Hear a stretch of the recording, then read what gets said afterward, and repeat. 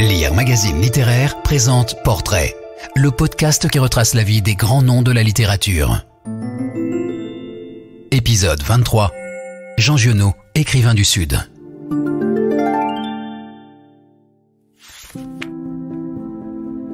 Né à Manosque, écologiste avant l'heure, l'écrivain ne s'est pas laissé enfermer dans un régionalisme d'opérette.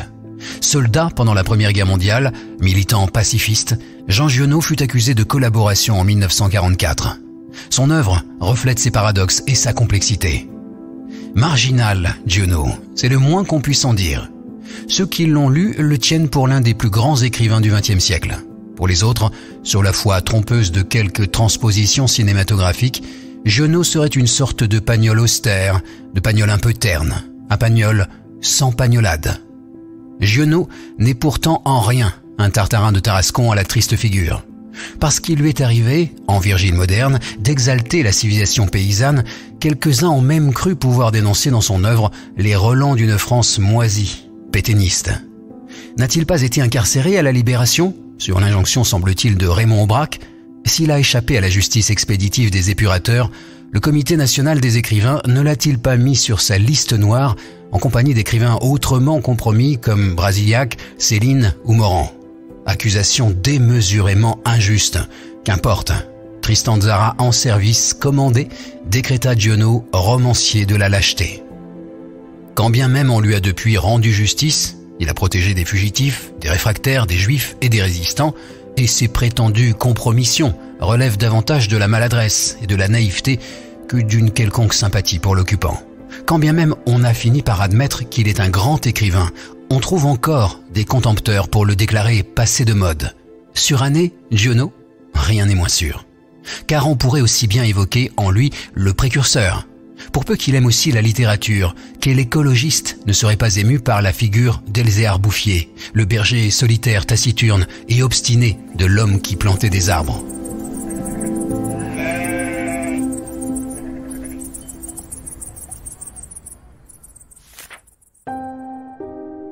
Quel pacifiste ne retrouverait pas ses propres préoccupations dans la rhétorique, il est vrai parfois un peu verbeuse, de refus d'obéissance? Quel turiféraire de l'amitié entre les peuples ne vibrerait pas à l'unisson de celle qui lie fraternellement l'agent de liaison Giono, Gueulembier, à son homologue russe dans Ivan Ivanovitch Kossiakov, amitié scellée par quelques échanges de regards et quelques gestes de sollicitude mutuelle, et qui les conduit à décider tacitement d'épargner 2 soldats allemands qui fauchaient quelques arpents de foin sur une terre lépreuse, crevée de plaies, sur laquelle ruisselle la vendange des jeunes hommes. À un Giono en marge, vivant à l'écart des grands troupeaux, à un Giono pacifiste intégral, presque hippie avant la lettre, à un Giono naïf et simple, il convient d'ajouter un Giono plus sombre, plus tragique peut-être, celui qui se montre à plein dans la seconde partie de son œuvre. Un Giono évidemment lucide sur la cruauté humaine et sur la part obscure qui au fond de chacun la motive. Car cet autodidacte de génie formé par ses lectures a plongé aussi au cœur de l'homme son regard de conteur. Il a touché le mal à ses sources. Il faut donc renoncer aux simplifications et prendre en bloc cet homme multiple qui invente constamment de nouvelles manières de raconter et qui fut avant tout poète. Avant d'enchanter l'âme des hommes, Giono avait été un enfant pauvre de Manosque, la ville qui le vit naître le 30 mars 1895 et où il est mort 75 ans plus tard. Enraciné à Manosque, ce voyageur immobile abhorrait pourtant l'image que l'on se fait de la Provence. Rien ne lui était plus odieux que le cliché du Provençal tout en tartarinade et en truculence. Il en exécrait les affaîteries. La Provence dont il s'est fait le Virgile est une Provence inventée, comme le Yoknapatawpha du Deep South de William Faulkner ou le monde natal du Wessex pour Thomas Hardy. Fils unique et tardif d'un artisan cordonnier aux idées anarchisantes et libertaires et d'une mère repasseuse, Giono a vécu ses premières années dans une très grande et très pauvre maison percée à jour comme une écumoire, dont les 2 pièces habitables n'étaient accessibles qu'après avoir traversé une brocéliande de ruines. Habitant solitaire de son sud imaginaire, Giono, bercé par les récits d'un père qui lui a transmis ses talents de conteur, réinvente aussi ses ancêtres, son grand-père notamment, dont il veut croire qu'il fut Carbonaro, ce qui est plausible, et dont le souvenir enjolivé entra avec le Fabrice del Dongo de la Chartreuse de Parme et Giono lui-même dans la composition du personnage bondissant et épris de liberté Angelo Pardi. Enfant de la vieillesse de son père, il doit en 1911 abandonner ses études au collège de Manosque pour aider matériellement ses parents et sauver la maison où il pleuvait. Parce que son père vénéré auquel il rend hommage dans Jean le Bleu rêvait d'un autre destin pour son fils que l'atelier de cordonnerie, Giono entre au comptoir national d'escompte de Manosque. C'est comme commis de banque que l'adolescent rêveur compense l'absence d'école par une boulimie de lecture. Les professeurs de Giono s'appellent Homère, Dante, Cervantes, Shakespeare, Virgile et les classiques latins. S'il ne lit pas ces derniers dans le texte, on n'enseignait pas alors le latin au collège de Manosque, il les lit en poète et l'écrivain perce déjà sous le petit employé de banque. Il publie ses premiers poèmes en 1913. L'enfance de Giono fut sage au sein d'une famille unie, sorte d'âge d'or à l'ère heureuse du pré-machinisme.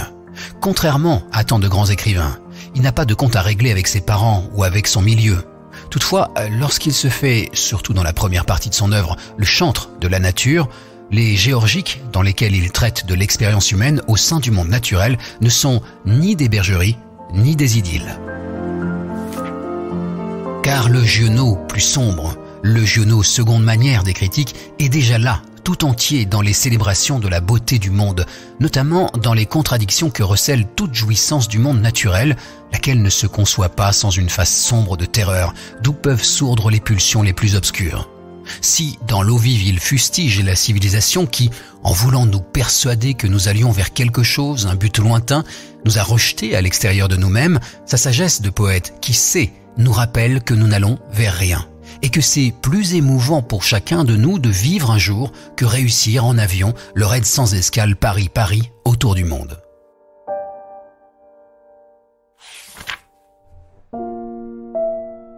Ses premiers romans du cycle de Pan, qui lui ont apporté une célébrité immédiate, Colline, Regain, Un des Beaumugnes, sont autant d'invitations à comprendre que le monde est là et que chacun à sa manière a vocation à le sentir et à en jouir pleinement dans la rondeur des jours, même s'il revient en propre à l'écrivain et au poète de le prendre en charge par le langage et, par la puissance de son verbe, de porter ses sensations, pour ainsi dire, au-delà d'elles-mêmes.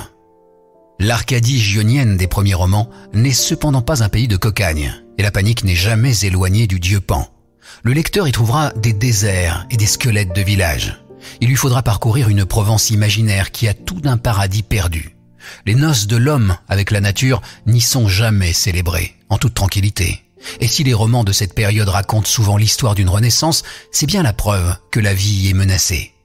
Ainsi, Roguin relate l'histoire d'un village à l'agonie dont les maisons écroulées sont à la merci des vents et qu'un homme, par son exemple, sauve de l'anéantissement. L'histoire de celui-là qui était tout seul au fond du plateau et puis qui a acheté une ferme avec les 60 francs d'un âne et qui, de ça, a fait revivre toute sa terre et qu'une herbe nouvelle a poussé et qu'on a pu faucher le regain. Si la réconciliation de l'homme et de la nature n'est jamais définitive, si le monde naturel est toujours gros de menaces, le monde humain, celui de la civilisation, celui des machines et du progrès, ne l'est pas moins. Comme à tant d'autres de sa génération, le monde civilisé s'est d'abord manifesté à l'enfant de Manosque sous les espèces de la guerre. Mobilisé dans l'infanterie, Giono a fait sa guerre. Angoissé par le chagrin que pourrait leur procurer la mort de leur fils unique, il ne cesse d'écrire à ses parents pour les rassurer.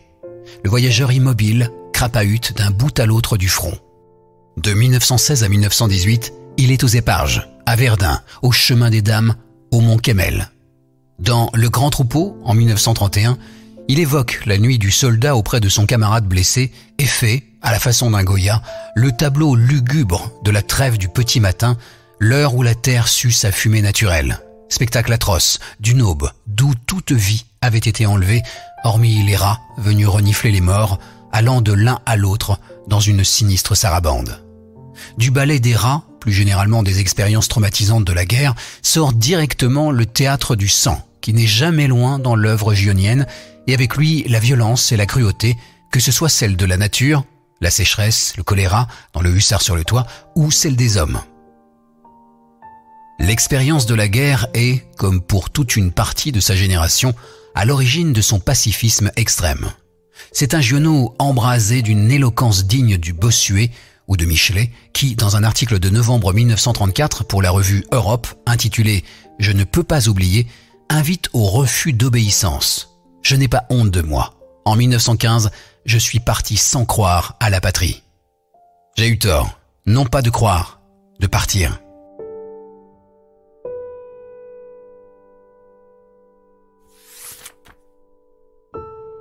Il s'en prend aux capitalistes fauteurs de guerre, ce qui leur approche un temps des communistes, avant de s'en éloigner quand ceux-ci votent les crédits de guerre. La tranchée a façonné la pensée de Giono. Le souvenir des visages de Deveux, de Marois, de Jolivet, de Vercamp, tous tués à ses côtés et dont il a vu le sang et la pourriture, le rend aveugle au péril qui monte, car il s'interdit d'oublier ces visages qui sont dans toutes les brumes, ces voix dans toutes les saisons, ces gémissements dans toutes les nuits. Naïf, Giono? Peut-être. Lâche? Il semble qu'il avait gagné le droit de proclamer sa hantise de la guerre et son refus d'obéissance. Mais la voix de Giono, prophète de la paix, ne porte guère, si ce n'est auprès de la petite communauté des Contadouriens. En fait, quelques lecteurs et amis, dont Lucien Jacques, peintre et le plus fidèle ami du poète, qui se réunissent régulièrement à partir de l'automne 1935 au lieu-dit du Contadour et qui s'apprivoisent à la respiration créatrice de Giono. Ce dernier dédie les vraies richesses à ces happy few du Contadour. Le seul ouvrage ou presque où cet artisan individualiste et rêveur se fait le défenseur du travail collectif et de la vie cénobitique. Que Giono, alors père de famille, et donc ne pouvant pas par prudence aller au bout de son défi pacifiste, n'ait pas osé tenir ses engagements publics de désobéissance, n'a pas empêché les autorités de trouver préférable de mettre ce dangereux défaitiste en prison. Bénéficiant d'un non-lieu, il est relaxé puis à nouveau emprisonné à la Libération, principalement pour avoir fait paraître 2 cavaliers de l'orage dans La Gerbe, journal collaborationniste, et un reportage photo, publié sans son accord, dans Signal, version française de la Berliner Illustrierte Zeitung et sorte de Paris Match nazi à destination de la France occupée. Et il n'en fallait guère plus, d'autant que Giono avait aggravé son cas en se rapprochant avant-guerre d'une association trotskiste. On ne tint pas compte de ce qu'il avait protégé des fugitifs pendant la guerre. Ostracisé par ses pairs, interdit de séjour à Manosque, Giono réagit à l'amertume qu'il a certainement dû éprouver devant l'injuste sévérité que lui valurent son pacifisme et le fait qu'il n'arrivait pas à assimiler les Allemands aux nazis en donnant une nouvelle orientation à sa création romanesque. Déjà pendant la guerre, le poète de la nature qui prônait les vertus du retour aux vraies richesses avait entrepris de traduire Moby Dick avec Lucien Jacques. Il en était sorti un singulier pour saluer Melville, sorte de libre présentation de l'auteur américain, tournant en fait à une explication de Giono par lui-même. Une verve créatrice s'empare alors de l'écrivain qui, dans l'adversité et la sécheresse des temps, renaît à lui-même. Il s'agit désormais de rien de moins que de faire ce que Balzac n'a pas vu qu'il manquait, que Stendhal a cherché et que Flaubert a cru réussir, faire du Mozart. Giono surprend ses lecteurs en entamant presque simultanément 2 ensembles romanesques, la décalogie du Hussard et les chroniques proprement dites, nom générique qu'il a lui-même donné à une série de créations originales que ses aficionados tiennent à raison pour des chefs-d'œuvre. Que ce soit dans le cycle du Hussard ou dans les chroniques, la prose poétique et colorée des premiers romans cède ainsi le pas à un style plus dépouillé, plus incisif aussi, sinon plus austère, plus cruel et plus sombre assurément. Première chronique et pièce maîtresse du cycle du Hussard, dit aussi cycle d'Angelo, le Hussard sur le toit a pour toile de fond une épidémie de choléra morbus dévastant Manosque pendant le premier tiers du XIXe siècle. Le choléra, bien plus virulent que nos grippes modernes, est l'occasion pour l'écrivain de se faire le peintre des corps et des âmes faibles en décomposition. La maladie, évidente allégorie de la guerre, y joue pleinement comme un révélateur des caractères des hommes. C'est l'une des fonctions du genre de la chronique que Giono s'invente et réinvente que de donner au romancier la plus grande liberté pour varier les points de vue à travers la multiplication des narrateurs et la contraction des temps de la narration.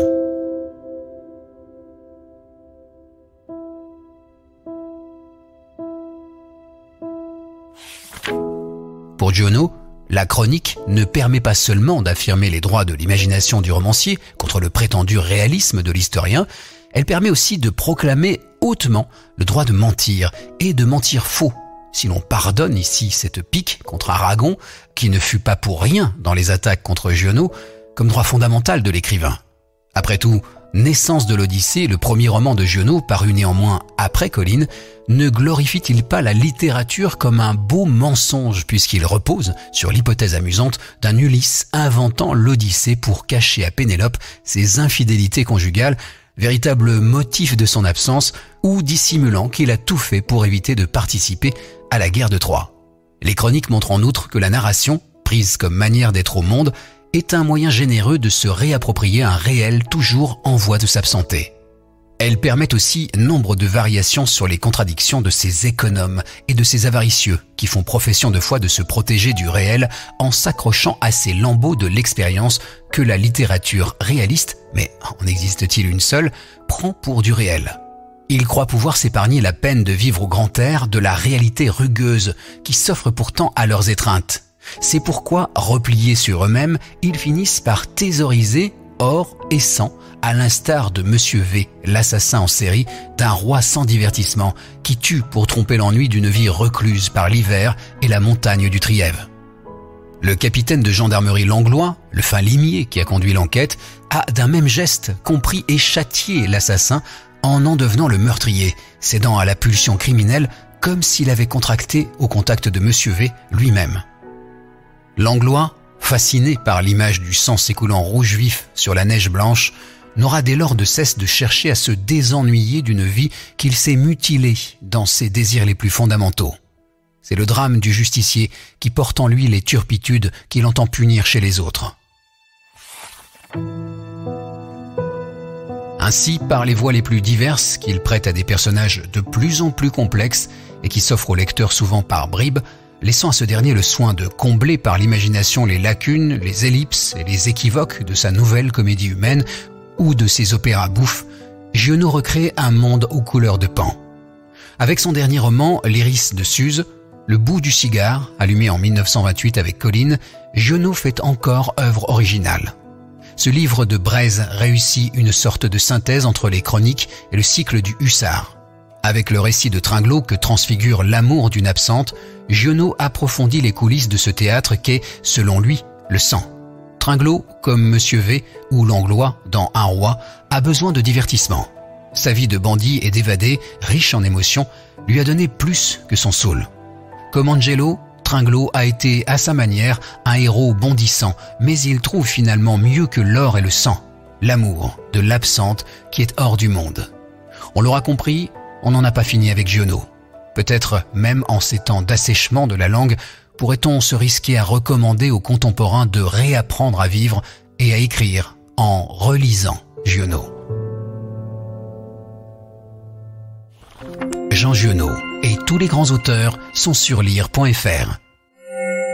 Si vous avez aimé cet épisode, abonnez-vous au podcast Portrait de Lire Magazine Littéraire et aidez-nous à le faire connaître en laissant des commentaires et des étoiles.